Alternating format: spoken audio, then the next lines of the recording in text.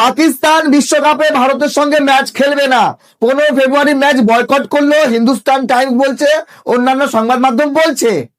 তো পাকিস্তানের জন্য এবারের বিশ্বকাপ হচ্ছে হাইব্রিড মডেলে, শ্রীলঙ্কায় হওয়ার কথা না, পুরো টুর্নামেন্ট ভারতে হওয়ার কথা, শুধুমাত্র এই পাকিস্তানের জন্য বিশ্বকাপ শ্রীলঙ্কায় দেওয়া হলো একটা গ্রুপের খেলা। কিন্তু সেই পাকিস্তান বলছে ভারতের সঙ্গে ম্যাচ খেলবো না। এখনো আইসিসির কোনো খবর আসেনি, হয়তো আগামীকাল আসবে।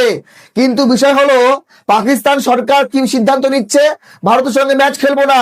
আর অপারেশন সিন্দুরের পর ভারতবর্ষের অধিকাংশ জনগণ তারা বলেছিল পাকিস্তানের সঙ্গে ম্যাচ না, কিন্তু ভারত সরকার ক্রিকেটকে ছাড়পত্র দিয়েছিল, চ্যাম্পিয়ন্স ট্রফি খেলেছে, এশিয়া কাপ খেলেছে। তখন ভারত সরকার কেন পাকিস্তানের সাথে বলেনি যে ম্যাচ খেলবো না?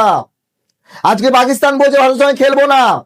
আজকেই পাকিস্তান ভারতের কাছে হেরেছে বিশ্বকাপে, আন্ডার-19 বিশ্বকাপে পাকিস্তান ছিটকে গেছে, ভারত সেমিফাইনালে পৌঁছে গেছে।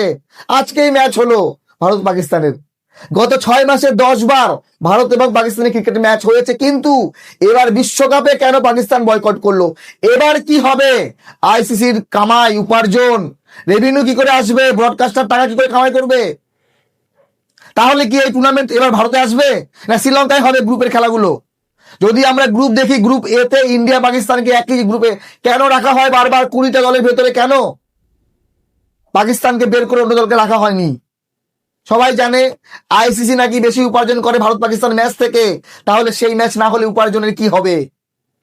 নামিবিয়া, নেদারল্যান্ড এবং ইউএসএ, এই 3টি দল আছে। এই 3টি দলের এগেইনস্টে যদি পাকিস্তান জেতে তাহলে পাকিস্তান সুপার এইটে কোয়ালিফাই করে যাবে।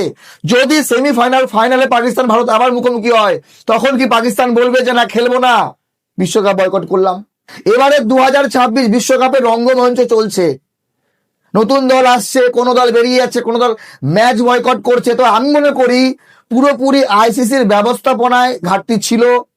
তা না হলে এইভাবে ভারতের একটা টুর্নামেন্ট কি করে শ্রীলঙ্কায় চলে যায়? পাকিস্তানের জন্যই গেছে। টি-20 বিশ্বকাপ কে পরিচালনা করছে? আইসিসি, তার চেয়ারম্যান কে? জয় শাহ। তাহলে একজন আইসিসির চেয়ারম্যান হয়ে টুর্নামেন্টটাকে ঠিক করে পরিচালনাই করতে পারলো না। বাকি আপনাদের মতামত জানাবেন।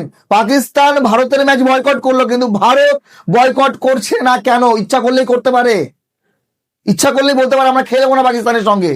কিন্তু না, এশিয়া কাপও খেলছি, ট্রফি নিচ্ছি না, আমরা চ্যাম্পিয়ন হওয়ার পর খেলছি কিন্তু ট্রফি নেব না, আমরা জিতে গেলাম। কিন্তু সেই পাকিস্তান এখন বলছে ভারতের সঙ্গে ম্যাচ খেলবে না। বাকি দেখা যাক আইসিসি কি সিদ্ধান্ত নেয়। তবে আজকের যে খবর পাওয়া যাচ্ছে, জাস্ট আধা ঘন্টা আগের খবর, যে ভারত বিশ্বকাপে পাকিস্তানের সঙ্গে ম্যাচ যেটা খেলতে যেত শ্রীলঙ্কায়, সেই ম্যাচ পাকিস্তানই খেলবে না। তাহলে ভারতের আর শ্রীলঙ্কায় যাওয়ার কোনো মানেই হয় না। আর ভারত যদি শ্রীলঙ্কায় যাবে না, তাহলে এই টুর্নামেন্ট হাইব্রিড মডেলে কেন শ্রীলঙ্কায় করা হলো? বড় প্রশ্ন, এবং আঙুল তো উঠবেই আইসিসির দিকে। ভালো থাকবেন সবাই, ধন্যবাদ।